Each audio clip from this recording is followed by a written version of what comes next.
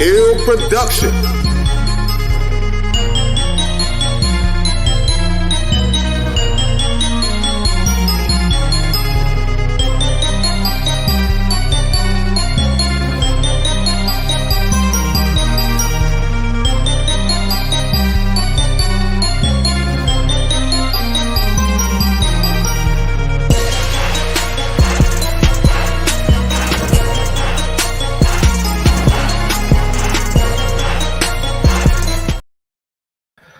Yo, yo, yo. All right. Sounds good. Sounds good. Boom, boom. We in here, baby. Let's go. Saturday Night Delight. 5-Finger Fiasco. We back in pocket. My friend. Yes, sir. You know what it is. I'm your host, Jay Waller Jerk, a.k.a. Jay Waller Asshole. And riding with me, as always, my guy, Andrew Thompson. Yes, sir. First person to get run down without running. Let's go. Shit. First, before we get into the topics we got and everything else we're gonna do tonight, what do you think about the competition, man? Let them know what's up. Oh, wait. Let me tell you something. If you thought it was gonna be weak, you was wrong. Okay, talking to me specifically. All right. Very tightly contested competition. Louisville's funniest person is going great so far. I just passed through round one. I'm going to round two. There's 3 round 2 dates, August 25th, 26th, 27th. I will be on the 26th. Hell yeah. Hell yeah. Yeah, but very tight first round there in my bracket. Normally in the other first rounds, they let 3 people through, 4 people went through. Yeah. On my first round. It was nothing but heat. If you missed it, you missed a hell of a show. And I of course, I'm always hype my shows up, but I mean that shit. That was a banger. That was a hot show. Hell yeah, it was, man. Actually, you know what? Respect to Craig Ewan and Louisville Laughs for throwing that, man, because that was a hell of a good show, man, for a fact. They did their thing on that. Yeah, Craig showed out. He's done a great job at formatting the competition so far. So hats off. Yeah. And shout out my boy Will McKenzie. Came in there and closed that joint out, man, in a professional fashion. Did his thing, busted them over the heads with them jokes. Had my lady laughing, got me a little jealous. You know what I'm saying? Shout out Will. Yeah, he definitely impresses every time he goes up, doesn't he? Oh yeah, man, that guy. That's my guy, man. That's the homie A1 Day One number 1. But outside of that, man, in my comedy trek, I consider him a mentor and somebody I look up to in the game, man. So that's a fact. Absolutely. Yeah, man. But shit. Outside of that, man, let's see here. Let's hit that bong one time. How about get the bong going? Get into it. As you seen on the thumbnail, man, we on the docket tonight as far as what's going on, the haps of the world and everything. We're talking the Barbie movie. We're gonna talk a little Jason Aldean and what we think of that and what it is and what it ain't. You know, we just got to get a little, godlike. So as we get set up to fly this episode, I want to encourage you guys to enjoy yourselves responsibly. If you have errands to run, don't smoke and drive. Don't drink and drive. Enjoy yourself, but in a way that's safe for you and others. And if you do smoke or drink and drive, don't get caught. Facts. Do the dash. Okay. Got it. Get on down through there. Fuck, man. What we want to get into first? How about I'm not gonna lie, bro. What small town is dude talking about? Facts. There you go. Facts. If we're talking about like Bardstown, Kentucky, you know what I'm saying? You can pretty much do whatever the fuck you want there. So, yeah.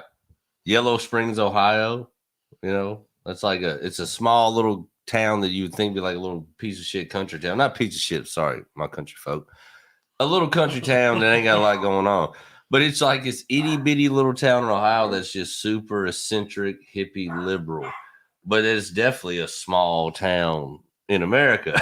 You know what I mean? Well, my thing is, okay, so I've heard the comparison before. I'm sure you have too. Rednecks to hood motherfuckers.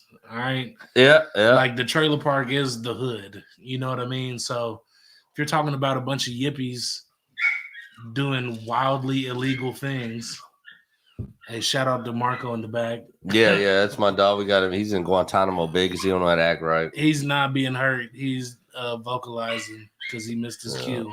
Actually, the way he's going on now, he might end up on the show. You might see this little piece of shit. Man, why don't we do that before we jump into this? Yeah, fuck it, man. We bringing in our special guest for the night, Marcus Aurelius. He is from a small town, believe it or not. Actually, he is. Yeah. He grew up in Shepherdsville.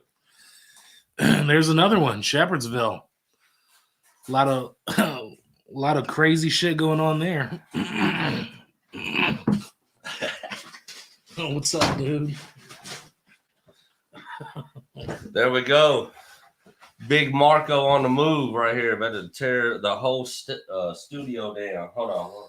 Come on, dog. You're not gonna believe me. I just saw him bite Jay Wall's. I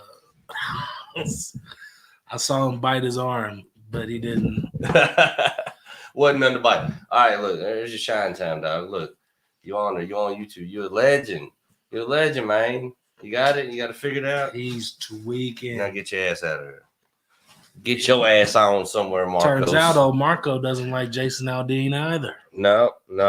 So what do you think about the whole thing, man? I mean, from what I heard, basically the song is basically saying all the shit that we've seen in like the Summer of Love, the protests, the this and that, the liberal agenda in the company. He's basically saying you ain't getting away with that shit in a small town in America. Is that the gist of what I'm understanding? I really didn't dig too deep into it just because I really didn't give a shit. You're going to love this. All right, you ready?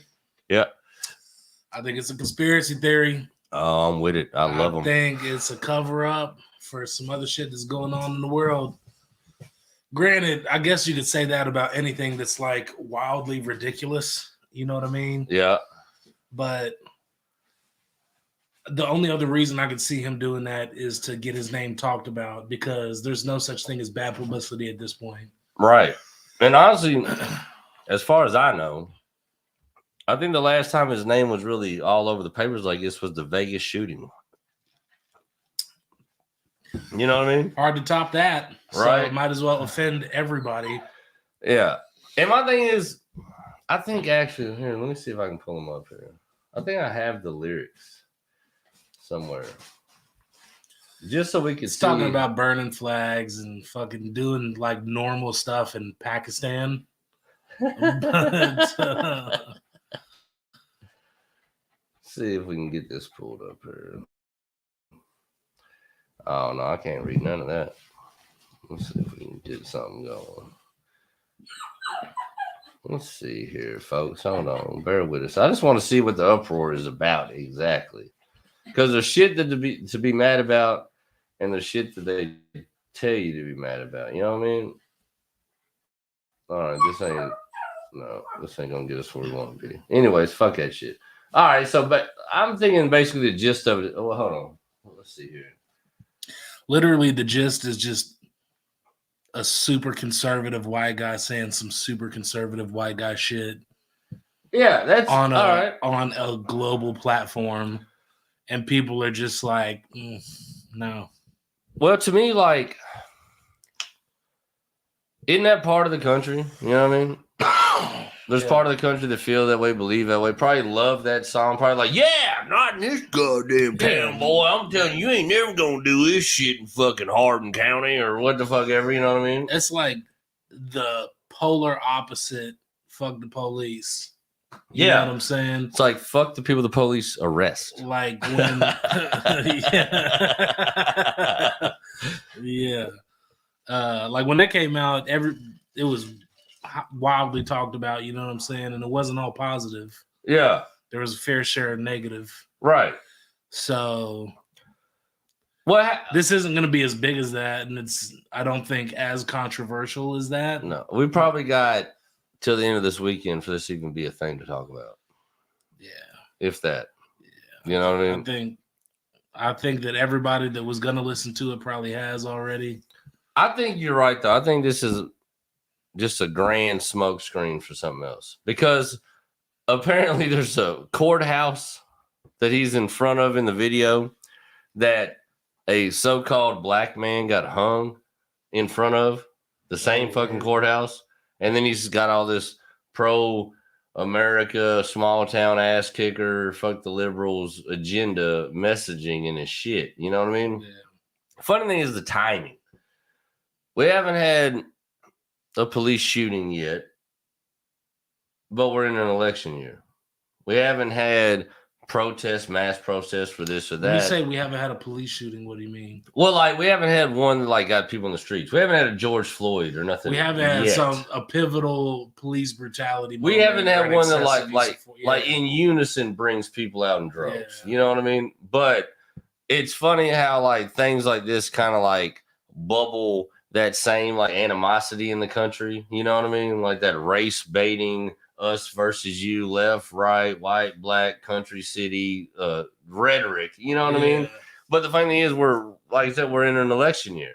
So what better time to drum up the bullshit? I feel like this song touch that divide. It's literally the I'm not touching you. Yeah, you can't do nothing to me. I feel like this shit is like the fucking the first shot at like Lexington and Concord. You know what I mean? Like it's like this is like this. The only reason we're talking about this now is because there's more of this bullshit to come. The right's gonna fire up on all their talking points and what the fuck they think this and that, and they're gonna defend this song and this shit. Then the left's gonna show their disdain for it, their hatred for it, and why it's a piece of shit song and he's a piece of shit guy. And I feel like this was just that before the song. Yeah, right. You know what I mean? But I feel like this is just kind of drumming up that kind of rhetoric again in the country. You know, because if you think about it for a while now, the race baiting and the back and forth and then the left right, it's kind of like died down a bit because I think we all realized that the Republican president that everybody hated is gone. The Democrat president that a lot of people said they wanted is in, and life didn't seem to get better. All the promises made didn't get kept to the people, and it seems like business as usual with politicians. Yeah. So what better way to drum up this us versus you than Jason Aldean in a goofy ass song? You know what I'm saying? You won't get away with that in a small town, boy. I mean, it's like, you know, we went from talking about a small submarine to a small town rather quickly. Both are imploding. It's crazy. And look at the small submarine thing. The similarities are the hatred for the rich that went down there because nobody gave a fuck that they died. And imagine dying and people are like, fucking good. Yeah. It's what you get for living your dreams and making gobs of money doing it. You know what I mean? I can't. There's one thing. I will never be mad at the rich because I would like to be one. I believe in capitalism wholeheartedly. Now, I do not believe in conservatism. I don't believe in any of the other bullshit. I don't believe that politicians should be able to partake in capitalism. I think that's where it gets fucked up and where people hate to be fair trade. Yeah, you know what I mean? Like, I don't believe that politicians can push the pen and get paid all this crazy money or be able to invest. Insider trading is so common that it's disgusting. And I agree that all that shit's fucked. But as far as like us regular folk that was born here, and if we have an opportunity to go pie in the sky on our dreams and make as much money as we possibly can off of our pure grit and hustle, I like that world. I believe in that world. That's the world that I am pursuing. But politicians being able to do the same thing, that's where everything is fucked up. That's why everyone's like, they have a meager salary. But then you look and they're like investing all the shit and they're making millions. So don't let them do that. Just let them get the meager shit. And then you really see a politician really wants to do it just for what they say they want to do it for, because they know for a fact they're not going to get rich. Yeah, like the you know most what I mean? you should be able to do if you're in a position of power is like pick up a part-time at Subway or something. You know what I mean? Well, my thing is too with these career politicians, the president can only do at the most 2 terms, 8 years. Mm-hmm. Why wouldn't that be the same for all politicians? Like, look, dude, the most you can get is 8 years. After that, you're done anyways. Yeah. No matter what. You know what I mean? If that was the thing, I feel like, A, we'd have a lot more politicians to choose from. But B, they won't be able to sit here and just draw all this money out for years and all this crazy money they're getting. Even if they are doing backdoor shit, you only get 8 years to do it instead of Dave Chappelle said 40. It. You know what I mean? Chappelle said it. He was talking about how Trump got up there his first debate and was like, the system's rigged. And they're like, no, it's not. And he said, yes, it is. Because I use it the same way that your friends use it and enjoy all the tax breaks and all the... Yeah. So, yeah, I mean, it's... That was a cold bit, though, when they were talking to him about the loopholes and tax and shit. He's like, well, if I did it, it was because Barack Obama pushed the pin to allow me to do so. Yeah. And I was like, I'm not a Trump supporter. Don't get it fucked up. But I appreciated that because he was kind of like, well, motherfucker, the president that you're saying I hate, or the president says he hates me or is putting this on me, said, like, he pushed the pin to allow me to do so because I'm in a certain tax bracket where I can make them moves. Yeah. That's just real talk. That's crazy. You know what I mean? And people are like, oh, I got, like, I've been asking it on stage some, and it never goes well. Political shit is so tough on stage. Go ahead. But why would the people have so much disdain for Donald Trump? That's my question. And my thing is this: everybody say racism, racist. He's a racist. I'm like, okay, all right. And if that's the case, so be it. You know what I mean? I'm not down with racism. I hate racists like anybody else. So if that's the case, whatever. But to vote in a bona fide Dixiecrat, a guy who inked the 94 crime bill, a guy who gave a heartfelt eulogy at a Klan member's funeral, a guy that called Clarence Thomas the N-word on record, you can Google the shit, voting him in to combat racism is insane. So to me, it's like me. What was it really? It can't be the racism. Ice cream to lose weight. Yeah, but you know what I'm saying? No, but like, tell me something else. Why y'all didn't like Agent Orange? I'm listening. I don't give a fuck either way. But my thing is it can't be racism when you voted in maybe one of the most racist politicians we've ever seen. Yeah. You know what I'm saying? He's just good at brushing it off. Yeah, so just explain to me. Like, my thing is just like, give me a good reason to hate Donald Trump, and motherfucker, more than likely I'll hate him with you because I hate all of them. But racism can't be it. Not with the dude you elected after him. You know what I mean? Now, if you would have elected like Kanye after him, I'm like, well, the Jews probably would say differently. All right, let me give you something else. If you would have fucking voted in Young Jeezy after him, I'd be like, all right, we're done with racism. Young Jeezy president. And it's the Bloods. But Joe Biden? Yeah. you know what I mean? Like, just the racist shit to me don't add up. As far as he was so horrible because he's racist, we got to get rid of him. Now, getting rid of him, he's horrible. He's a bad president. We don't like him. All right, if that's how you feel. But racism specifically seems like a little bit, no, it seems like a big bit of bullshit. Yeah. Because the dude you voted in after him has gotten millions of so-called Black, Latino, and poor whites locked up over the 94 crime bill. And nobody seems to give a fuck, but everybody would tell you what happened to the so-called Black community. Why is it this way? The 94 crime bill. Fathers displaced out of a home. People getting crazy amount of time for cocaine. Da-da-da-da-da. All that's horrible, right? Okay, well, who wrote the bill? The dude who's supposed to combat racism. That's wild. It's insane. You have to be disliked a lot for people to overlook shit like that. That's what I mean. So Yeah. that's my thing. Like, I get it that y'all hated Trump, but my only question was always just exactly why. Because the racism thing I don't buy, but it could be something else. What, you don't like the way he dresses? You don't like his orange tints? I know my mom, said he's a womanizer, which I agree with that. But I think all of them are.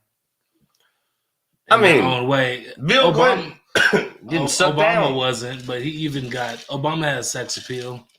It's like, come here, Barry. Motherfuckers was all over that shit. You know what I'm saying? Yeah. And our thing is, we don't exactly know who Obama dick down or not. And my thing is, I don't think we should know.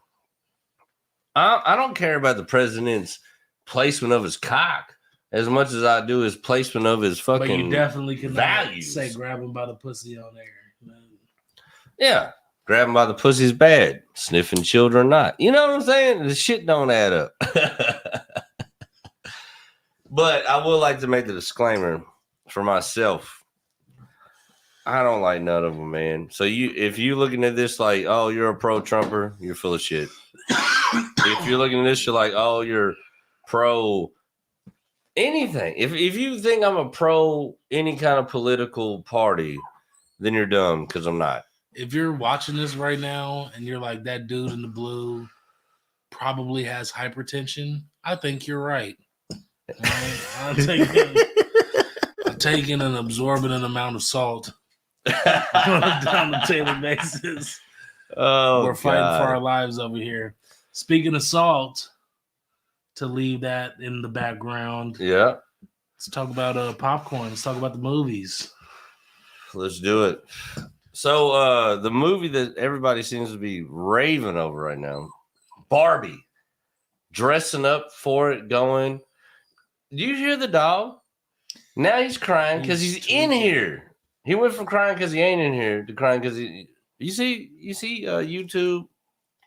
What we're dealing with here. What do you want, motherfucker? You know what, Andrew? Talk to these people for a second. I'm about to do something with this rascal. I got something for your way. And this is a new segment brought to you by Duff. It's called Intimate with Andrew. I'm just playing. I honestly have no fucking clue what I'm about to do. We're smoking weed over here. We done had a couple bourbon and cokes. You know what? I'll say this, not to be funny, but just on a positive note, take a second out of your week to enjoy a little bit of life, man. Sometimes life can suck. But hey, bro, you just fucking bounce back, find something that you like to do and do that shit. You know what I'm saying? That is your high talk with Andrew Thompson. And and I don't think that bit is gonna stick. Well, I can't wait for that playback. I just bombed for nobody. Yep. So he's all the way outside now. We'll see if we can still hear him. Somehow, though, my nephew ended up in the house. Nice.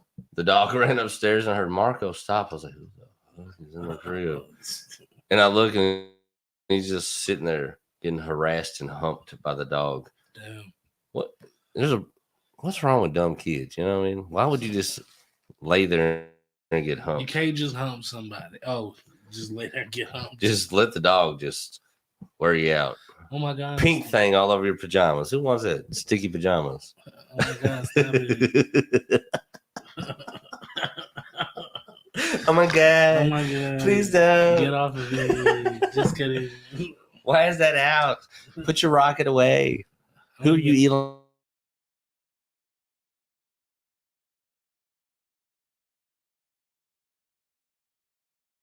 Elon Musk? I don't even need Carmex. All right, we're good to go. Hero did a video reviewing the Barbie movie, and it's supposed to be a doozy. Yeah? He called it, I think it was like a woke piece of burning trash or something like that. Is Nicki Minaj in it? I seen her taking pictures at I guess the unveiling of the movie or whatever with Margot Robbie. But is she in it? No clue. I literally thought that it was a cartoon. I don't know. It's real shit. It's live action. Actually, I'm gonna see who's in it. Let's see the cast. I might have to go pee just for Margot Robbie. I'm not gonna count. You want to go? Go what? Go watch it? Yeah, bro. We should do it. Smoke some tree fur and fucking watch Barbie. What if it's like somehow becomes the best Our movie of our favorite movie. generation? It's like, You guys remember Barbie in 2023? It changed the game. it's like the 2023 Goodfellas. Yeah, bro. Yeah. A timeless classic. Yeah, you know, like people will It's talk about it. Titanic. In 2035, people will be fucking still talking about how great it is. Yeah. You know what I mean? It's Titanic for people born in 2015. Yeah. Like, That would be some shit. I would trip though if I watched it and loved it. You know what I mean? Like, oh, this is amazing. I don't put it. I'm easily entertained. You know what I'm saying? Oh, she's not in it. Holy shit. So that was just pictures. That would have been dope if they would have put fucking Nicki Minaj in it. Because isn't that what she calls her fans? The Barbies? Yeah, I think that's what she called herself. Oh, herself. Yeah. I'm a Barbie. Yeah, so it's Margot Robbie, Ryan Gosling, Greta Gerwig, Will Ferrell's in the joint. Holy shit. Emma Mackey. Oh man, Will Ferrell's in it. I gotta peep. Samu Liu. If I got your name wrong, I'm sorry, but you know, you're an actor. You could have changed it to like John Brown. They do it at T-Mobile call centers. Why can't you? Right? Michael, Sarah, and Katie. What's her name? McCorn. She's hilarious though. You seen that shit that she's in, man? What is it called? Masterminds with her and Zach Galifianakis. Yeah. That scene where they're taking the pictures, Bro. motherfucker. I was fucking crying. Hey, Zach is a funny motherfucker too, though, man. He's retarded, man. Hey, bro, have you seen his little interviews with Between people the that he Ferns? used to do? Yes, bro. That shit is insane. Yo, that's probably one of my favorite. Okay, anyway, He's one of the funniest motherfuckers, dog. Like in movies, like you know what's wild? There's motherfuckers to me that just are always hilarious in movies, and then there's motherfuckers that are always funny on stand up to me. But very rarely do I see one that I think can do both. You know what I mean? That I dig. You know what I mean? I haven't seen the stand up. I've seen it years ago, and I can't say that I didn't dig it. I really don't remember it, but I know. But I'll give you a good example of what I said though. Tracy Morgan, love him in movies and TV shows. I think he's fucking hilarious. I don't really laugh at much of the stand up though, and I ain't shooting at him. I'm just for me, you know what I mean. Yeah. But in movies, that motherfucker killed. You ever watch that Last OG, the TV show he had with Tiffany Haddish? No. Oh my god, dog. He's hilarious in that shit. I mean, he's hilarious in everything. Fucking that shit, the movie with Ice Cube where they robbed the church. He's hilarious. Last Sunday. Yeah, that Little Man, Marlon Wayans. Oh, that one shit with what's Buddy from Die Hard? Oh yeah, Bruce Willis. Yeah. The cop movie. Was it Cop Out? I think. Yeah, Cop Out. Yeah, absolutely, dude. You're supposed to be my tenderoni. Hey, bro. The fucking what's the joint? Death at a Funeral. He's hilarious. Honestly, he's in there with Martin Lawrence and Chris Rock. A fucking stacked cast. And I think his character to me is funnier than any character in the whole movie. To me. Yeah. And the white dude though that took Peter the shit. Dinklage. Oh, the little guy. Little guy. He's always funny, bro. He's hilarious. Peter Dinklage is funny as hell in movies. Yeah, he is. But the white dude that took the pills, that shit's hilarious. Yeah. Fucked up. God, I felt like I've been on the verge of being that dude in a lot of situations. Not honestly the so-called white dude in all black thing fucked up, but just the dude in any I didn't even think about that. In any situation that took like one too many shrooms. I'm like, I don't know. Like I'm about to start geeking. This trip to Kroger's is gonna be totally different than what I thought. You know what I'm saying?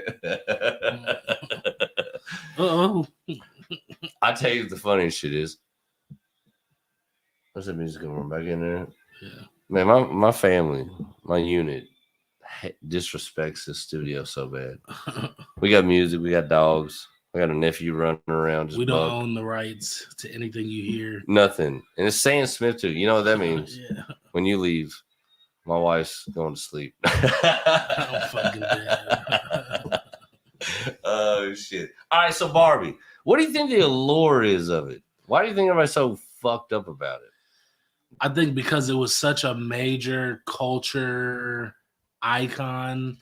Like Barbie is like turn of the century for toys and for like girls and what they aspired to look like and the aesthetic and makeup and outfits and dressing and like all of this shit. It started with dolls and I think Barbie and Barbie's is like the biggest doll of all. Like it's, you know what I'm saying? The golden Cabbage standard. Patch Kid, like past the Trolls, past like All of Barbie as a cultural influence is greater than It's the girls' G.I. Joe. yeah. You know? But it's even deeper than that because it has more than one appeal. Like to buy a G.I. Joe, you got to be into G.I. Joe. To buy a Barbie, you could have not even necessarily been into Barbie. You're just a girl. But if you like collect like the playhouses, you know what I'm saying? Yeah, The expensive ass ones, like to buy those or to have a collection of those, like. Well, even though to what you're saying though, I think you're right, man. Because I don't think every boy at birthday parties growing up got a G.I. Joe, but I know every fucking girl got a Barbie. One birthday, at least one. Yeah. She asked for a Barbie. I don't give a fuck. Even if she didn't say it by name, which 98%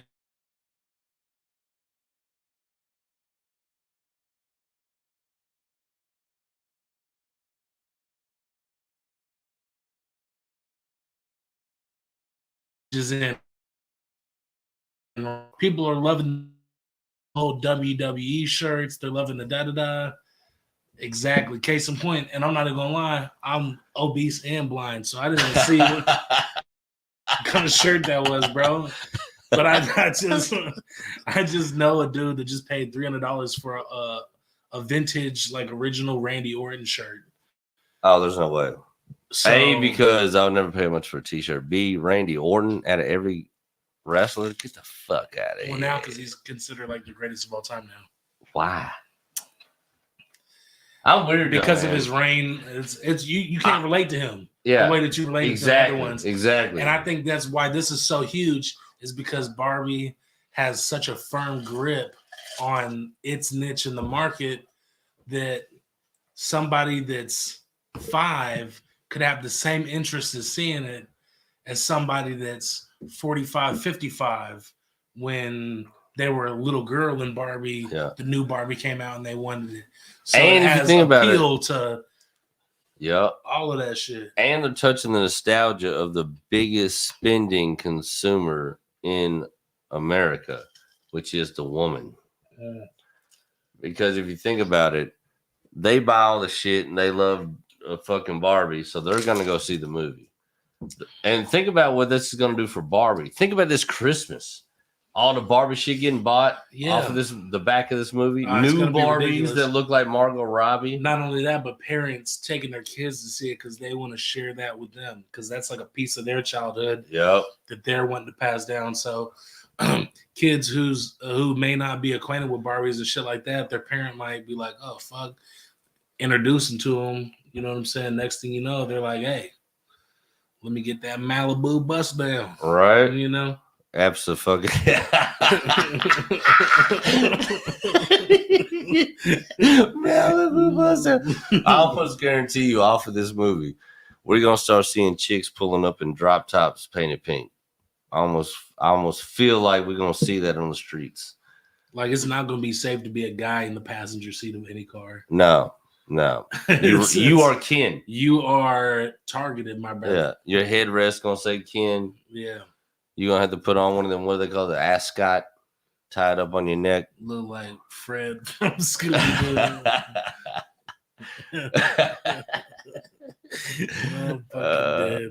Fucking Barbie movie. You know what's wild, too? That'll show you, too, because the G.I. Joe movies came out. Fucking ass. And A, they're bad, and B, nowhere near the motherfucking fan support for the G.I. Joe movies as the Barbie movie. That'll let you know that the Barbie was like king of toys. Bro, they heard the G.I. Joe movie was coming out, and they're like, damn, I forgot that was actually a thing. Yeah. Oh, shit. I forgot that we used to melt those. What was that shit called? Cobra? Lighter. I don't, yeah. Yeah. I think, damn, ain't that wild? Like, what? You know what toy, I guess, that we really fucked with, where I know I fucked with when I was growing up? Yeah. I just always called that. High. I thought that was hilarious. I would just call them my granny socks. But now Ninja Turtles. Hey, but that okay. Now those movies slap. But that again, that is a different niche in the culture because it was like retro turtles, like they're portrayed as ninjas, but you see them and you hear them, and it's like they're urban. You know what I'm saying? Like to put that in the most professional terms that I can, they're urban turtles, bro. They're like, you know, cowbunga dude, fucking eating pizza, and they're herb turds. It is. You wouldn't want to get high and fucking watch G.I. Joe. But I tried it in the room, my buddies. But getting high and watching Ninja Turtles is a fucking vibe, dog. Like, do you remember the first Ninja Turtle movies where there's real people in it? Yeah, it was the live action. You know how badass I thought that was when I was a kid? Yeah, bro. I'll do the same shit with the Jurassic Parks. Oh, yeah. Because you remember when the first time that you saw each of the movies, you were like, how the fuck do they make those look so real? Oh, dude, the first time that T-Rex was up on them motherfuckers in that car. Yeah. Yo, I was like, what? I'll tell you what really did it for me was going to Universal Studios and like going on the Jurassic Park ride. Yeah. Because you see all the machines. Like now when I watch it, I see the mechanical. It looks more mechanical to me. Yeah. I stripped myself of the joy and the innocence of being like, wow, those look fucking real. Remember the Jaws ride?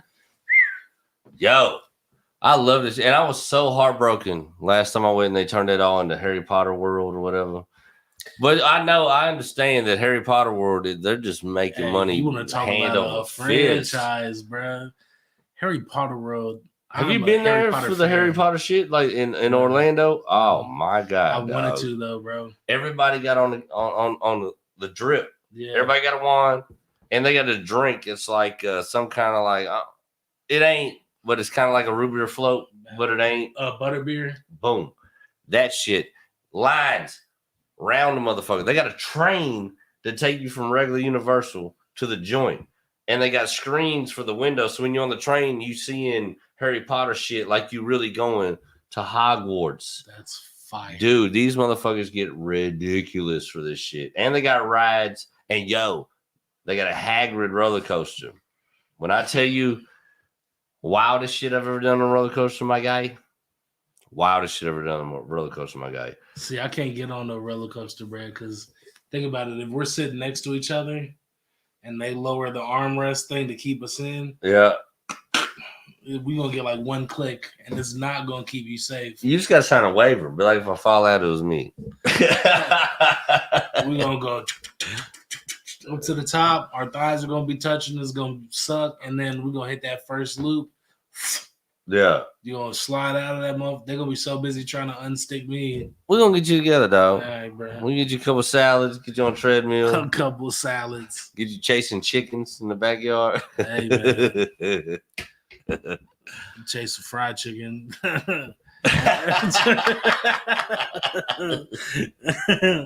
That's amazing. Fuck, man. Where's my phone? I got my phone in. All right. Hold on. Watch this. We're gonna see something. It might not work. Sometimes it works. Sometimes it don't. Oh, never mind. Scratch that whole idea. My phone did. Damn, I was gonna patch somebody into the screen and talk shit to him. But here's what we're gonna do. We talked Jason Aldean. Are we done with that? Yeah. You done with that conversation? Fucking. Where are we at with it? If you listen to country, just grow up and listen to R&B. Yeah. How about that? Yeah. For every Jason Aldean Country is song just you listen to. unseasoned R&B. Especially Jason Aldean. He makes pop music with a country accent. Yeah. If you're gonna listen to country, listen to Willie. And if you're gonna listen to Willie, listen to mine. I'm sorry. All right, that was fucking. We're gonna get all this out before the competition. Oh yeah, no. You know, Chilling right now. Don't give us another one that you don't want to do. Man, I fucking. Hey yo, when I got into it, the first several shows I did, I was like hammered drunk for all of them. Yeah. And I've grown to a place where I can't get too altered. Like I don't like to be too high or on stage. Yeah. I do not want to be too nothing on stage. Too high, too drunk, too shroomy. Now, if you find a way to get up there and get that right touch, oh, that's the way to go. Yeah. Honestly, just like probably half a gram of shrooms before, like 45 minutes before you go on stage. That to me is the sweet spot. Yeah, I can see that. Bro, those APEs. Oh, I wish you would have brought them. You're kind of a piece of shit for not. I'd give you bread for them tomorrow. Oh, good idea. Oh, tomorrow. Let's talk about that for real quick. Boy, Blurred Minds Media, we doing things around there, man. Tomorrow we're having the first ever all comedian cookout right here at the Stew. Yes, sir. We'll probably end up live on Facebooks and YouTubes and all kind of peculiar shit. Look at all the comedians' social. I'm sure we'll be going live. I got 2 Boston butts on the smoker right now. Smoking while we doing this show, man. We got fucking food up. We doing it big, man, and we doing it just for the scene, baby. Just for the love of the game, ain't nothing else. Just come on through, get you a plate, cut up with the people. I think we're gonna get some butts. We're gonna set the Xbox up in the studio. I think we're gonna have Mortal Kombat on the Xbox. What you got? PS5. Xbox. Yeah, Xbox. The new one. I just said Xbox twice, and you said PS5. I'm so high. No, I got what's Xbox One? Word. The one after the 360. Yep. It's like the equivalent of the PS4. I got you. Yeah. We got that joint new, but man, I ain't know. I'm a 90s kid gamer. And what I mean by that is when I grew up, we played games on the system when it was raining. Yeah. Or when the street light went out, or when your mama ran you in, or when everybody in the house went to sleep and you're supposed to be asleep, but you woke up and you snuck in there on it. Shit like that. Like, it was a privilege for us to do the joint. You know what I mean? Yeah, so, like, for me, I've always dug gaming because it's just fun to play video games. You know what I mean? But, like, being a gamer and the way these motherfuckers do it, and they headsets, and they talking shit, and they hours upon hours, and they getting into leagues, and y'all nerds, dog. Like, that wasn't us, man. That wasn't me. Because my thing was this: if it was sunny outside, we was outside. If we could be outside, we was outside. We'd rather be at the park, the mall, the pool, the skate rink, the ball field, the wherever. And then when we couldn't do none of that, then we played video games. And video games really was a treat. And like cool, man, ain't nothing else going on. Now we gonna play Martin. Yeah, we play for hours during them times, just like you goofy motherfuckers do your whole life. But it wasn't that to us when we grew up. It was just like, man, ain't nothing else to do. So this is what we do. See, I was blessed. I was blessed too, because I got that same shit where I was always outside, bro. And I would get on the game, I'd say a good bit, you know what I'm saying? But a lot of times when I play outside, my mom let me play until it was like 9, 10 outside. Yeah. We'd be playing Manhunt when it was dark. Yeah. You know what I'm saying? But it's just different times now, bro. It's not. Yeah, and I ain't hating on them. I mean, I called y'all nerds, and I feel that way for myself to you all.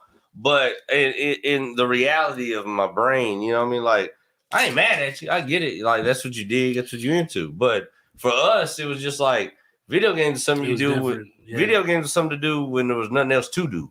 So that's why I would like we got that Xbox and when it was new, you know what I mean? We got it when it was the joint. Yeah. And we got the shit, but like I don't care to keep chasing the joints because, like, dude, I can't take the like that motherfucker ain't been plugged up. I'm gonna have to redo all the sign in shit and update everything. Like, I don't know when the last time somebody played it. You know what I mean? But we just got them. And the thing is, like, now there's a newer one than that one.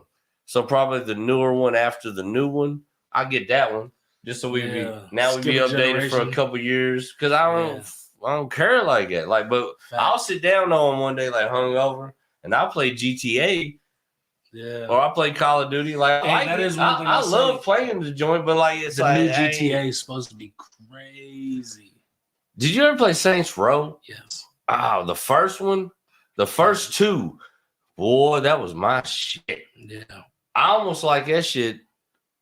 I can't say better than GTA, but that was the closest games that reminded me to San Andreas. See, I'm a Madden player. I get busy. Oh, man. I used to get busy on Call of Duty, but I'm a Madden player. I made a couple bands off Madden. Yeah. You ever do the tournament shit? Like the shit I did one tournament in El Paso, Texas. Did you go down there for it? Yeah, I came in second. Damn. Bro, when I was in the Army, when we got deployed, my homie brought his, I think it was the Xbox One. And we play. I'm a PlayStation player. So at first, I was like, I mean, I'm not used to playing on Xbox. You know, it's all the same shit, really. But I was like, I'm not used to playing on Xbox. Put 50 on it. And they would do the shit because they thought they had the upper hand. Yeah. The most I ever won off one game was 1,600. Damn, Madden. Yeah. What year is this? The one that I did all of that on was 2019 and 2020. Okay. See, I'm Madden so 20. old school. Remember, how old are you? 27. Yes, he was young. When the Madden came out with Vince Young on the cover. Yeah. That was the first one like I pre-ordered, you know what I mean? All the dumb shit at GameStop, like waited in, you know, like made sure I got it. Boy, those were legit, you know what I mean? And I went up there and got that motherfucker, dog. And that was the one that I was the coldest at because that's the one like we would play the most back in. Because like back in, I was probably when I played video games more than because that was like when I didn't have to go to school. I just had a day job, sold weed, robbed people, and hung out. And that was my whole life. So that was when that shit came out. So I had a lot more video game time in between robbing and dumb shit. You know what I mean? You threw that in there. It was wild. It was like I woke up, took a shower, got dressed, went to church, stabbed a dog, got lunch, met my mom, went home, went to bed. It's like everything else was normal. Exactly. I just had this normal life, except I didn't. It was like, yeah. Well, I mean, rob people's have paid for video games, Thanks. Or we might have stole the video game and never got it. But fucking, that was the one like that in the first Call of Duty Black Ops. Yeah. When those two came out, I remember when that came out. When those two came out, that was like when I was like in my biggest gamer pocket because I had a homie and he was retarded about the games. Like this motherfucker was just games and DVDs. I would go to his house like Blockbuster, no shit, and he would just have a big bookshelf just lined of the DVDs, and every new DVD to come out, he would have it. Don't matter chick flick, horror, doesn't matter. He'd have it. So fucking, I would always go over, dog, and he had that was back when you could run a cable from an Xbox to an Xbox. So you'd have 4 people in one room on Call of Duty, 4 people in the living room on Call of Duty. And we would have money tournaments. Yeah. Boom. And then we would do Madden tournaments on that Madden, the one with Vince Young. Wow. And that was my biggest gamer shit. Cause like, dude, we was like, at first when I started doing Call of Duty, I sucked ass. You know what I mean?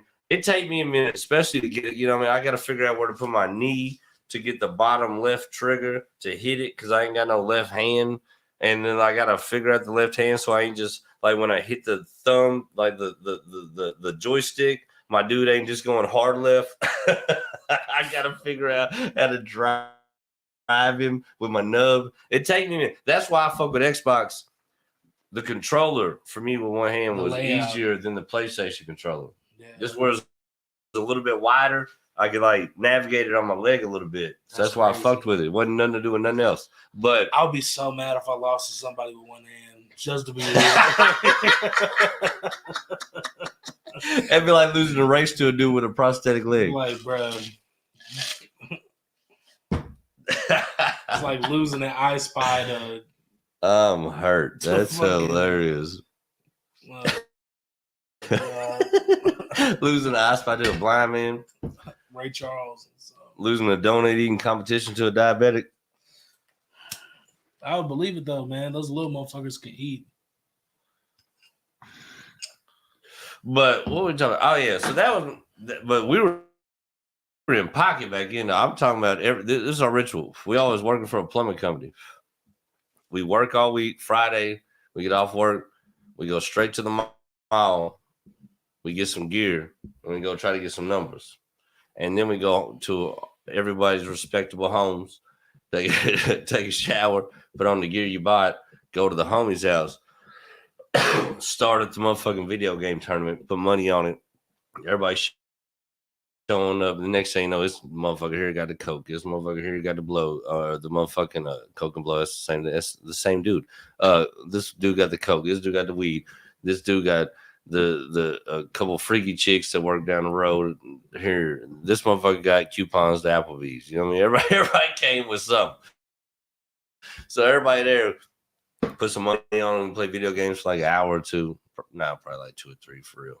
And then we would leave and hit the first bar, like a little neighborhood bar, drink, get some food, hang out, and then we go downtown, go to the clubs. The next thing you know, we end up at the strip club, or we end up at a house party, and that was every motherfucking weekend for probably at least a straight year.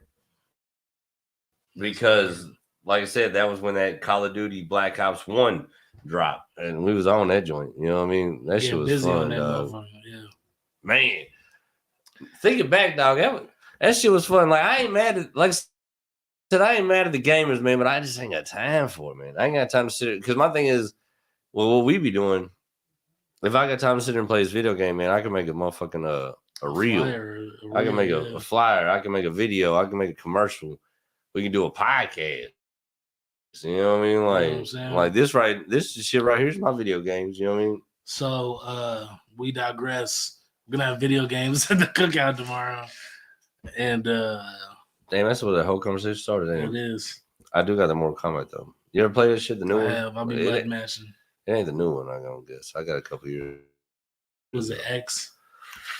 Whatever one dropped on all the game systems, like probably like 3-4 years ago. Yeah, it's probably X. Yeah, I'll show you the case of it. My daughter likes The Sims. You like that shit? I hate that shit. The Sims. I used to get into The Sims. You like that shit? I don't understand the point. Abs. You telling me you wouldn't make a character and give yourself 2 arms? You telling me you too good to dream? The bug. I hate you for that. Yes, I would, goddammit, but I never thought about it like that. Like, damn, I just got off a 12-hour shift at fucking Burger King. Let me hop on here and be the industry-leading oil distributor for the world. I have to fly a helicopter from my yard to the penthouse. Yeah. I just fucking survived off of fucking tap water and Vienna sausage. But in this game, I am an oil tycoon. Yeah. Lobster is a snack. Like, you know what I'm saying? Hidden bitches. Bow, bow. You know what I mean? All of that. Damn. Yeah, bro. That's wild. Maybe that's why my kid does that shit. I don't know. I just looked at it like, she's like, I got a house and a cat. I was like, you know what it was like being a kid. You live in a house and we got a dog. God of War 1 came out and Kratos Kratos was in there smashing the old girl in the beginning. I'll just play that same. You literally don't see anything. The room just shakes. You know, I never played that shit. And shit falls over. I never played God of War. You've really cheated of an experience. I feel like I did because everybody I know that fucked with it loved it. I just never fucked with it. I never played. It's one of those where I'm not saying like for no reason. Well, no, it's one of those where it's not just the hype train. Like it actually is what it is. You know what I'm saying? Yeah. Like if you think about your favorite movie of all time, you know what I'm saying? You would be like, this movie is good. I'm not just saying it because everybody else is saying it. Like this will stand the test. Right. Yeah. God of War might be the coldest role player ever. It's hard. Is it kind of like Zelda, like that style? Nah, not for real. No. No, is it more like a?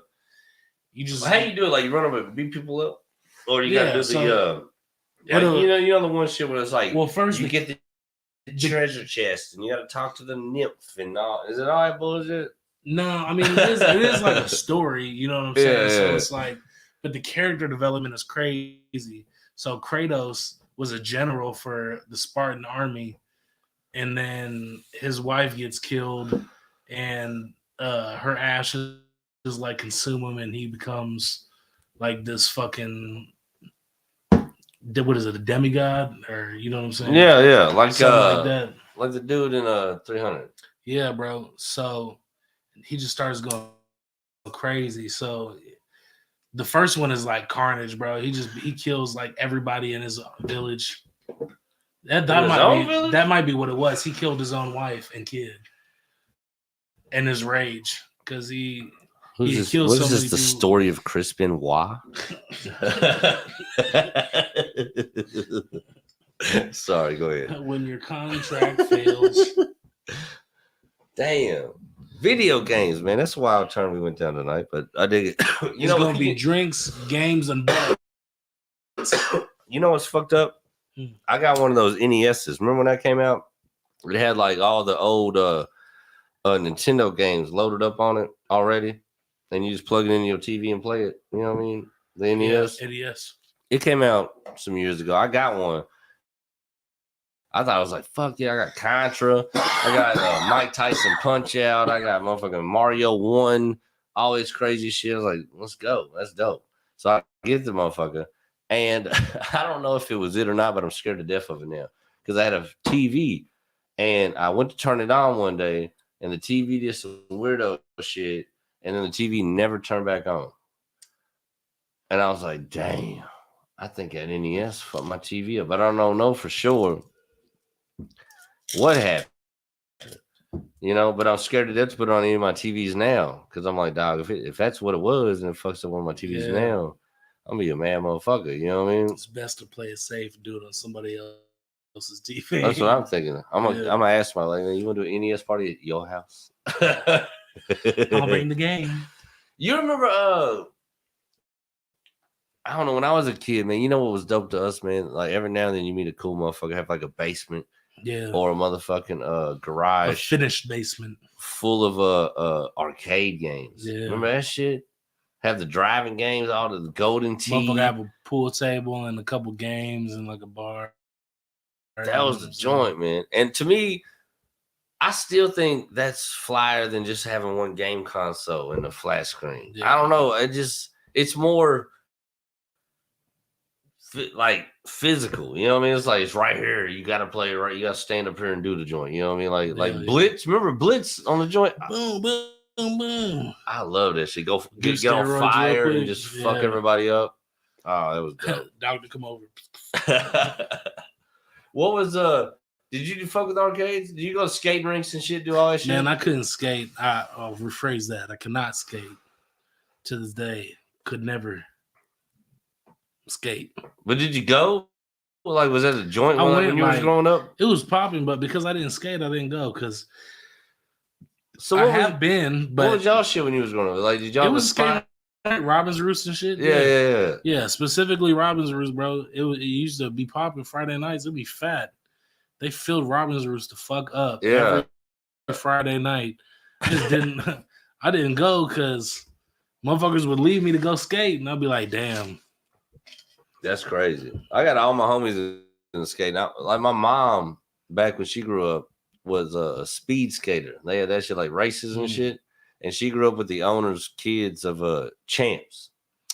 Because they had the Champs in Lexington. You know what I mean? And she grew up with them on the racing team. So then, like, all growing up, like, I would hear about her doing that shit. So, like, when I grew up and, like, all the kids wanted to skate, I was like, oh, shit, that was shit my mom did. And she knows the owner and shit. So I go over and, like, I'm Curry's son. And I'm like, oh, shit, yeah, I know. Yeah, still $10, bitch. You know, and all that. You know what I'm saying? You know, you getting charged for that pickle. You know, shit like that. But that was, I remember, dude, that was like the club before the club for us. Making out with chicks in the corner, holding hands. Hey, get off of each other. Yeah. All right. Getting your motherfucking bottom lips stuck up in some braces. Shit like that, man. That was the shit. Man, they had a shit. They do that shit you don't talk about? No. This is what it was. This was like when you knew you was either that man or you wasn't shit. Like this was getting you ready early for a good game. They would tell all the boys go to one end of the skating rink. All the girls go to the other end. They would play like the dopest skating jams, you know, the funk, the this and that, you know, the Parliament, fucking all that shit. Yeah. And the floor guards would pick like 4 girls, and they pick them and they start skating around, and they come to the boys' side and they pick 4 boys. And as you go, then they would blow a whistle, and if you was the first to the pick, then you could pick somebody else to keep skating with the motherfucker you pick. So then next thing you know, it keeps adding and adding till it's like a rink kind of full of people, and then they just go to something else. But if you didn't get picked, man, you was a bitch. You was a cold, like you wasn't shit. Like the rest of your night was ruined. They didn't fucking pick me, Mom. They had that motherfuckers in the line with their hand out. Looking at the girls, and if the girl didn't grab their hand, they looked like just a sucker. And then,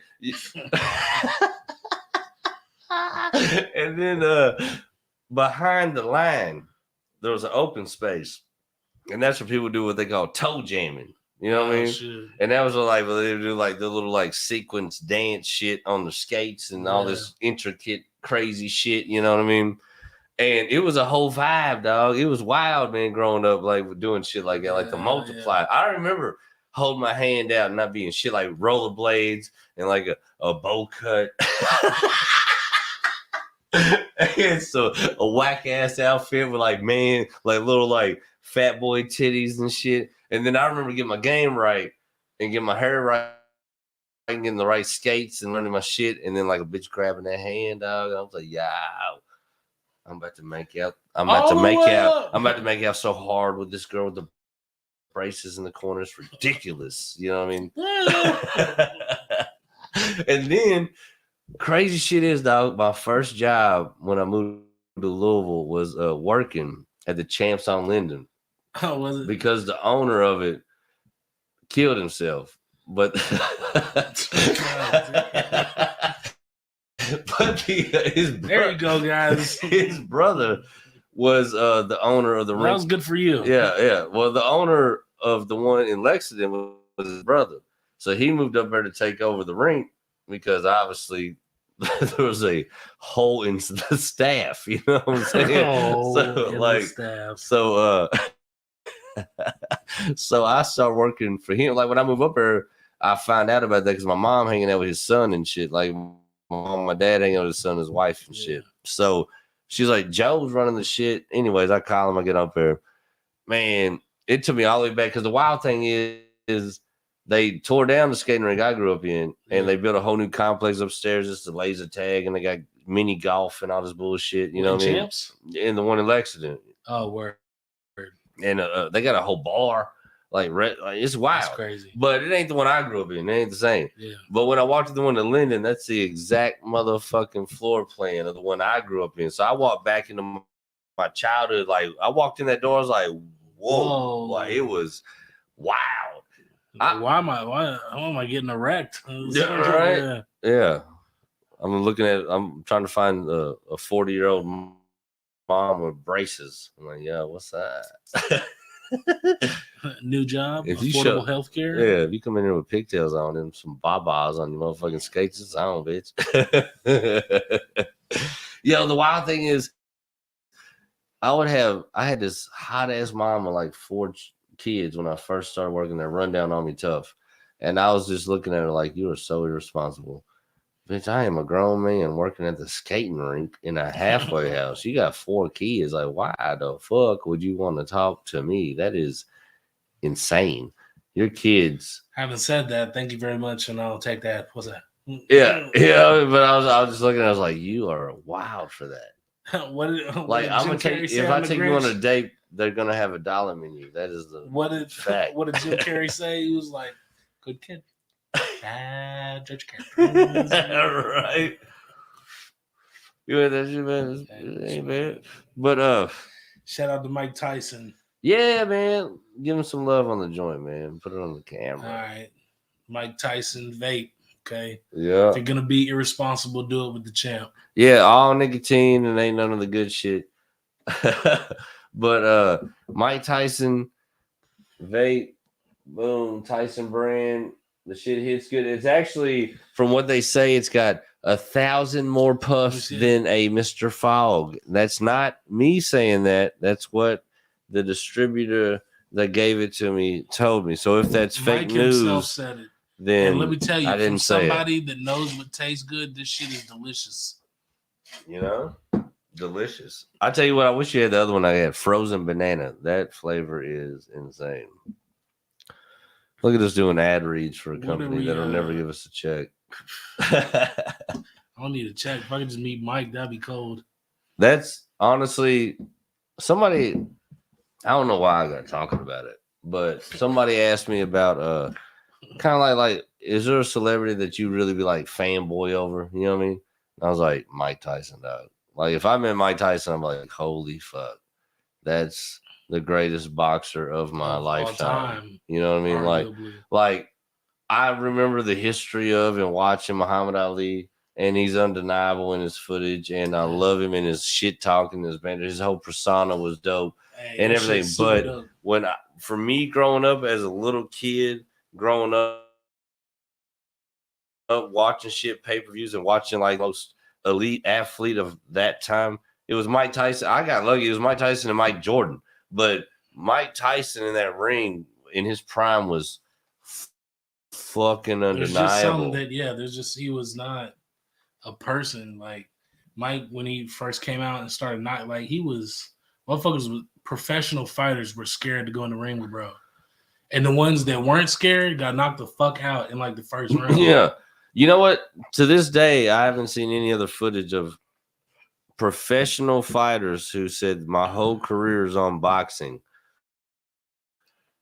get knocked down by a boxer and fake being knocked out, other than Mike Tyson. Mm-hmm. There's footage of motherfuckers not being knocked out, but not standing back up because they're like, I don't want that to happen to me ever again. If somebody looked at me the way that he looked at Peter McNeely, I'm shooting. What the fuck? Yeah. He looked at him like that's real deal prey. Like, I'm gonna eat you, bro. Like, I'm about your lunch, bro. Yeah. You don't stand a chance. I'm about to fucking do you in front of everybody. Like, that was so cool though.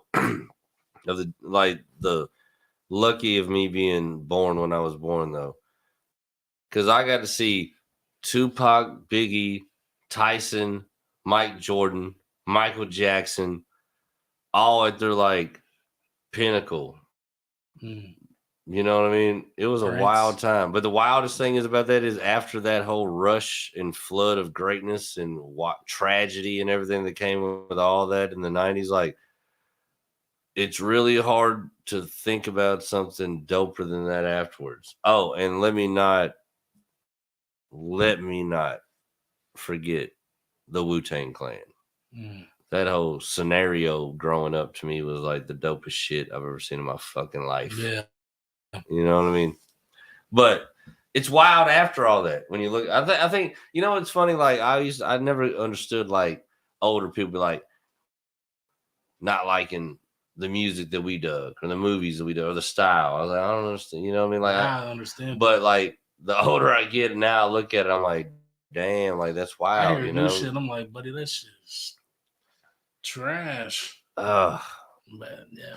the thing is too, I think the music now, like the sound, what they call it, trap music or whatever. I think the only reason it gets a bad name is because it's too saturated and everybody sounds the same.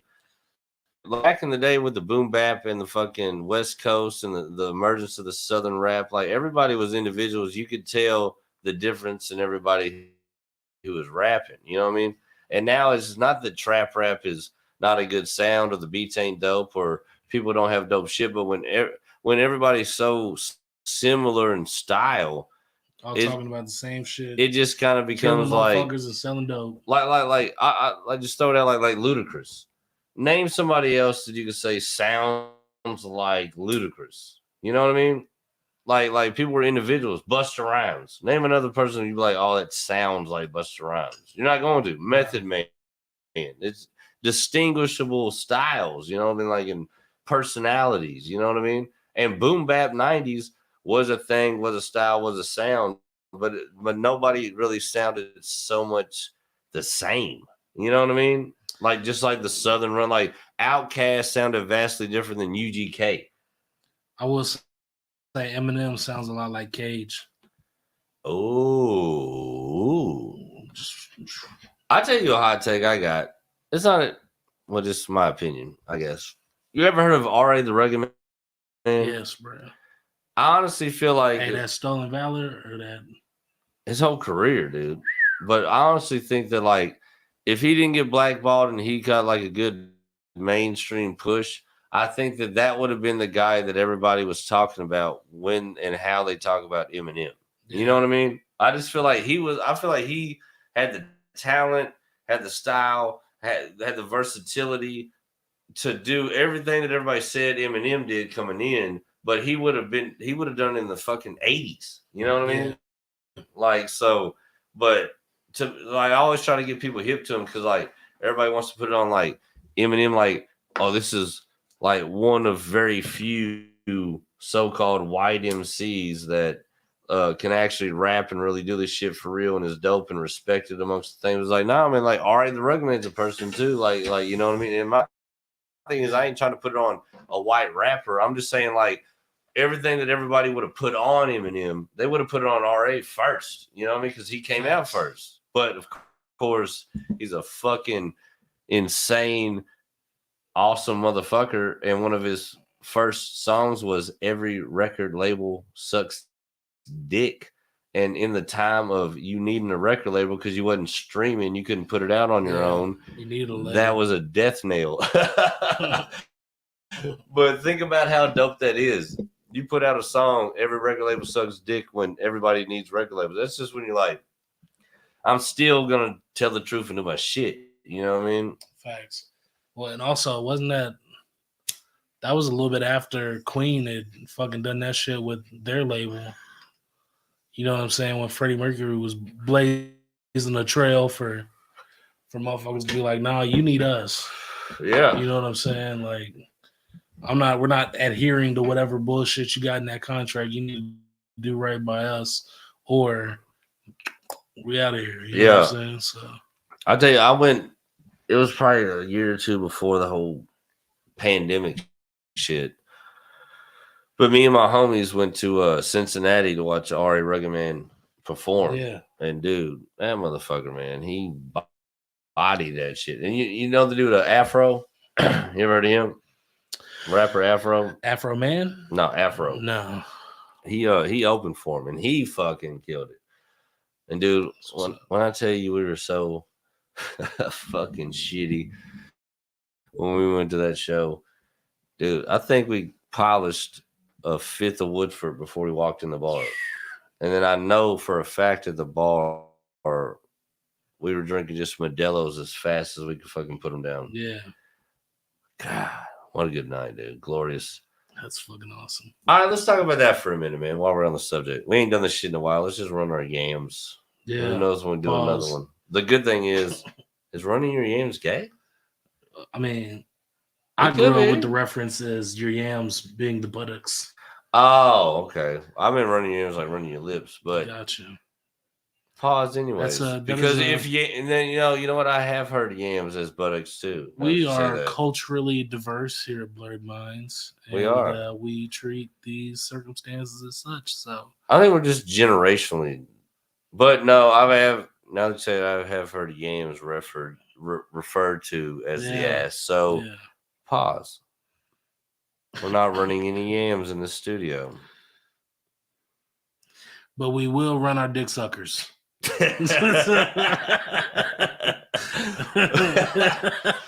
No pause needed. No right? pause needed, brother. Holy shit! All right, concerts, man. You been concert dude? You been to a lot. Man, name the dopest concert you've been to, if you've been to one that you think is like the Bryson Tiller concert in 2017. Where at? Here? Yum Center, sold out Yum Center. And he brought Kendrick, and that was Kendrick's first time in Louisville. Oh, bro. Dude. I'm talking about, when Kendrick came out, dog, blew the roof off of that bitch. That shit was so fucking lit. Everybody was smoking weed everywhere. Like, in the Yum Center, which is crazy to me how that shit happens. But yeah, it was fucking lit. My wife Alyssa had got us tickets, and she surprised me with them. But I'm not a huge concert guy. Like even right now, my ass is numb. So like, if I was to sit down for an extended period of time, like I'd just be getting uncomfortable. You ever done any of the festival shit, Loud in Life, any shit like that? No, fuck no. My thing is with shit like that is I can be in front of a crowd, but I don't like a bunch of people behind me either. Oh, it's just like it just gives me anxiety. Dude, there's this late night Monday night mic we go to it. Well, I go to every now and then. My boy Devin M hijacked a music mic in Indiana and started bringing comedians over after playing of the tapes. And it's a long hallway type setup where we were doing the show. Yeah. And I went in there on probably at least a couple grams of shroom. And I stood up in the front once and I couldn't do it no more. All the people behind me in that long hallway, I had to go all the way outside on the patio and look at them so I could be cool. Because I was like, no, I don't like it, dude. I feel like everybody's looking at me. Yeah, I don't care for concerts. I've been to that one. I took old lady to Five Finger Death Punch at Rep Arena, and we got to see Bad Wolves and 3 Days Grace. How was that? It was good, but fucking Five Finger Death Punch, I don't care for the band. And they did a 3-hour set. Oof, that's rough. If you don't like I was like, all right. Yeah. My homie sent me of some what are they called? Mongolian metal band. And I looked at it, I was like, I don't like that at all. And he was like, dude, they got a show coming. You want to go, you and your wife? I was like, nah, I don't think I'm going to go. He's like, why? Maybe a good night out. I was like, I don't like the music. He's like, I'm just saying it's something to do. I was like, I'm not going to spend money on a ticket and drive all the way to Lexington to go to a show. Mongolian metal band. I don't want to see. You know what I mean? Yeah. I'm like, I get it. You like it. Cool. I don't want to see that shit, though. You know what I mean? Thanks. I tell you what, though, at all the concerts I've been to, one, it was just the dopest setup I ever had. We got tickets to the Waterfront to see Zach Brown Band. Okay. And it got rained out, so they moved it to the Yum. But we had VIP tickets, which just meant we would just stand up front at the Waterfront. Yeah. And then when we got to the Yum Center, I was like, well, what's this mean now? Because we had the VIP. He said, oh, you sit wherever you want. I was like, wherever. He's like, anywhere in the stadium. You find a seat, sit in it. I was like, what? You know what I mean? So I parked myself in the very front row right next to the Evan Williams bar. Yeah. So I'm like 10 steps away from double bourbon and Cokes all night. Yeah. And I'm 10 steps away from the fucking stage. You know, I can go right there in the pit. So luxury wise, that was the dopest setup I've ever had at a concert, you know. But performance-wise, Chili Peppers, Yum Center fucking destroyed Really? it. Oh my god, dude. It's my favorite concert I've been to. That's dope. And they don't do no bullshit for real. Well, they didn't there. I don't know how all the shows are, but it wasn't a lot of talking, antics in between. Yeah. They strummed up that first motherfucking note and they just fucking jammed for like 2 hours straight. Then they came out and their catalog so fucking deep. They came out and did like another 30-minute encore. That's fire. Bangers. Fucking, oh my god, dude.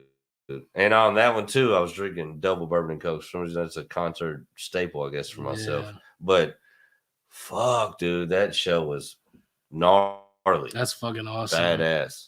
I think my most wild show was when I went to California. I went to San Francisco to see my mom, and I ate 4 grams of mushrooms. Oh shit! And I'm smoking a joint, and we go to a bar, and I'm having some drinks. Yeah, I'm fucked. Right? She's like, I got us tickets to go see Bjork. and I didn't know who the fuck Bjork was, you know what I'm saying? So I have no idea who this person is. Why is this happening? Internationally acclaimed artist, you know what I'm saying? Like, I'm fucking so. It's like going to see Celine Dion, bro. We get in there, bro. First of all, the atmosphere is tight. It's all Asian people, and they are shushing motherfuckers. Like, you can't even have any seat talk. I'm looking at it, bro. There's all these trippy ass visual effects and shit. We're far away. Yeah. So like one of the speakers kind of blocks the stage for me. But I couldn't figure out what the fuck. I was like, is this like Tim Burton's orchestra? What the fuck is going on here, bro? But yeah. So I went to a Bjork concert at the T-Mobile Arena with my mom. Where's San Francisco? San Francisco. Damn. And what do you think, man? Like, you grew up in Kentucky, right? Yeah. And Kentucky to California? I've never been. Well, I mean, if you had your rathers, where do you want to be? Here. Yeah. Yeah.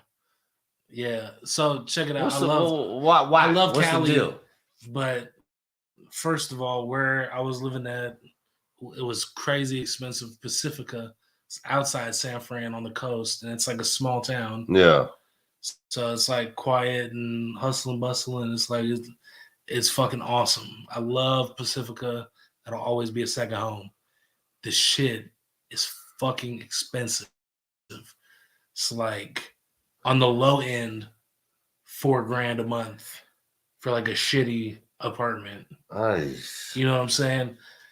The difference between traffic here is because motherfuckers can't drive. Okay? Traffic there is because there's too many fucking people. Yeah. You hit traffic here, you gonna fuck around, be 30 minutes, an hour late to wherever you're going.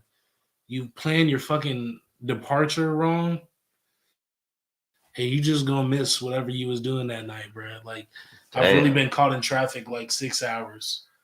Fuck. Just on it was a Tuesday afternoon, and I went at the wrong time, and I literally was just in traffic for like 6 hours. Yeah, I don't like that at all. So, and then it's like real fucking liberal, which I don't have a problem with. It's just that motherfuckers, it's like the give an inch, take a mile.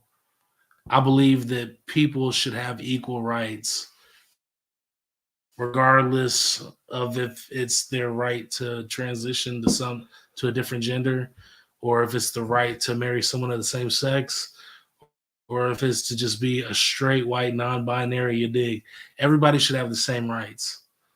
But when motherfuckers start acting fucking crazy after they get those rights, it's like, you're not. What is the goal? Yeah. You know what I'm saying? Are you just showing out just because you feel like you can now? And so like it's fuck the other side, because I get it. but I just don't understand what the fucking objective of it is. Here, you got political shit like that a little bit, but that's just because Louisville is different than Kentucky. Yeah. You know what I'm saying? You got Kentucky and then you got Louisville. Right. It's not that big of a city, really, but it's the biggest one in Kentucky and it's centrally located on the map. And it's a major hub. It has an international airport, train. It has the Ohio River. It has all major highways come through Louisville Yeah. at some point when you're traveling north to south, east to west. So it's like it's a fucking hub. So it's super diverse and but it's like it's just not even the same thing as Cali. Like it's just well, that's what is Louisville's like Austin, Texas. yeah. It's a blue city in a red state. Yeah. Yeah. Yeah. Yeah, facts. That's my thing though, man. I grew up in Lexington. And everybody's like, well, you grew up in Lexington, you live in Louisville, like, you know, where would you rather be? I was like, honestly, not in the state. But outside of that, Louisville, between the two. Yeah. You know what I mean? But I ain't no shot at Lexington. It's just like out of the two. Louisville, like you said, centrally located.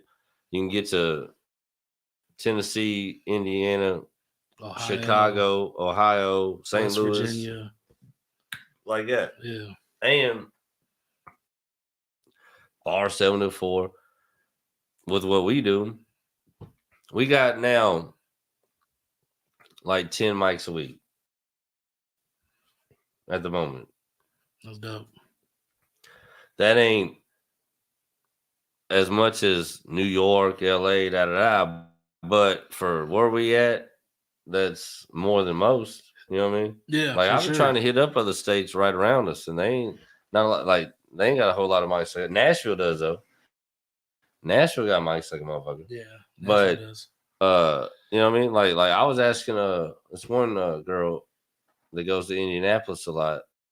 Like, what's up with those mics? You know, they got a scene like ours. Like, you just go up there and do like 2 or 3 a night or something. She's like, not really. Like, damn, Indianapolis? You know, you think they would have shit cracking off like Louisville does, but not really. You got like Helium and a couple. Yeah, you got the club, but I'm talking about like you can step out on a Monday. Yeah, bars and shit. Yeah, like you know our track like Monday 2, Tuesday 3, Wednesday 2. I think Thursday, that really just 2. boils down to them having. I'm not dick riding anybody, swear to God, but having a Craig Ewan in your city that's orchestrating all that. Yeah. Because the reason that a lot of these mics are around, like not the weeklies, but almost weekly, if not bi-weekly, like the shit at the brewing companies and you know what I'm saying, all of that, they get set up Gravely, 1020, stuff like that. Oh yeah, man, like Craig's a beautiful thing for Louisville comedy. So man. I just think that some cities are just waiting for somebody to take control and start finding places to do those. Yeah, because there's not very many places that are going to turn down live entertainment. You know what I mean? Especially not if it brings a crowd. You know, they're all going to be drinking at the bar and like. That's the one good thing about what we do, man. If we can actually draw a crowd, promote it right, put on a good show, bars like it because I mean, they need people in their bar to enjoy themselves and have a drink, get something to eat. You know what I mean? So if you can give them a reason to be there, and the food's good and the alcohol's pouring, like everybody wins, it's just a beautiful scenario. You know? Sir, where we at on time? I don't even know, man. I think we probably put a bow on it, man. You got anything going and talk your shit, dog? Let them know what you got coming up, what you got going on. Check it out. Let them know. 25th and 26th, I'll be at Louisville Comedy Club. The 29th, I'm gonna be with your guy over here at Tri-County Shriners Hall, and we're gonna be doing a Shriners show. But I'll leave him to speak more on that. Yeah, my bad. And then I got round 2 of Louisville's Funniest, August 26th, 7 p.m. at Monarch Beer Company. Boom. Yes, sir. Monarch Beer Company. That's cool. Hell yeah. What do we got cooking, man? Shit, we got a lot. All right, so this week for me, Tuesday, Wednesday, I'm in Nashville. I'm gonna hit that track. Thursday, 21st in Germantown. We got the Thugs of Comedy, as Ben Potts has named it. It is a Ben Potts presentation. That is my guy. He tagged me in to jump on the joint, so you know I'm a ride for the homie. So we're gonna do that. Saturday, what you got going on Friday? Friday, more than likely, we're gonna have Aaron Love and David Santos in the studio for Five Finger Fiasco. Saturday, I'm on this joint with my guy here, Andrew Thompson. We at the Shriners, and I got a chip on my goddamn shoulder about the Shriners show I do. The first one I did was PG-13. This one here is rated R. We can do what we want. The first one, I played myself on some jokes, and I called the crowd wrong, and I apologize. But I tell you what, I'm trying to make good on it. I'm trying to hit him over the head with something nice. We'll see if I can redeem myself or bury myself deeper in the bowels of the Shriners Temple. We'll see what happens. We'll see what happens, dog. But I'm here for it the motherfucking way. But when I tell you the first one didn't go my way, Lord have mercy, did I eat a bag of shit real quick. I got a couple laughs, but not enough to say I didn't bomb. I'm talking. I'm nervous. But all right, so we got that Saturday. That Sunday, I'm at the Comedy Lab up in Cincy, not Cincy, Northern Kentucky, right across the bridge from Cincy. We up there, we Northern Kentuckian. We're gonna do that. Then the following Saturday, August the 5th. Oh boy, it's going down. Ding, ding, ding. Heavyweight bout. Murder Circus, Georgetown, Kentucky. Me, John Bass, Will McKenzie, Sean Smith, the Sean Smith, headlining. That's gonna be one to see. That, ladies and gentlemen, and it's a fire lineup. And there's a box in my house with some of the dopest goddamn t-shirts you've ever seen. So get some merch and quit coming being a out. Pussy. T-shirts, we got can koozies. Oh, it's gonna be beautiful. But don't even worry about the t-shirts and can koozies. Matter of fact, don't buy one until after the headliner goes off, and then tell me if you want one or not. Because I promise you, we got a lineup. Oh yeah, you're gonna like it. But even if you didn't, buy a motherfucking shirt. And then, other than that, tomorrow, Tim Northern back in the stew. Conversation had. We going in, and we're gonna have the first of probably many Blurred Minds Media comedian cookout. So look for that. We'll probably do some Facebook lives. You'll see a lot of good pictures. Weed, good drink, good conversations. Yeah, well, I got two. We got two Boston butts on the smoker right now, getting ready for that joint. Yes, sir. So we're doing that. Outside of that, August 11th, Clyde, Ohio. I'm hosting a show from my guy, my mentor in the game, my big homie, Jay Hunter. That's one of my A1 day ones, man. I'm hosting a show for him in Clyde, Ohio, which I know nothing about. I know it's 5 hours away, and if it wasn't Jay Hunter, I probably wouldn't go. Other than that, that's what we're doing. Yeah. Oh, Hilarious Unknown. September 21st. We're shooting a special. And that's all you need to know about that. More of those ads and shit will come. But outside of that, I'm Jay Well the Jerk. That's my guy. What's your name, guy? Oh, damn.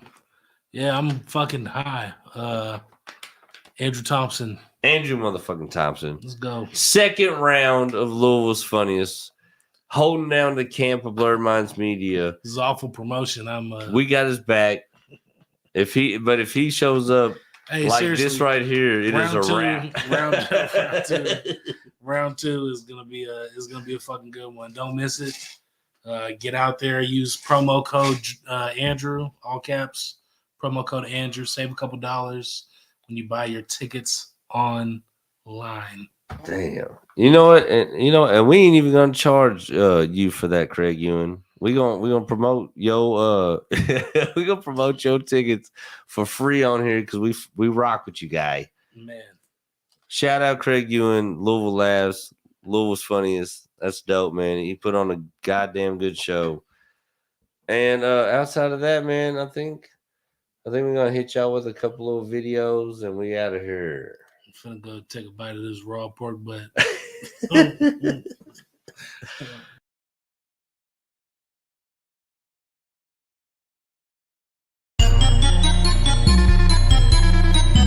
Ace Hill Production.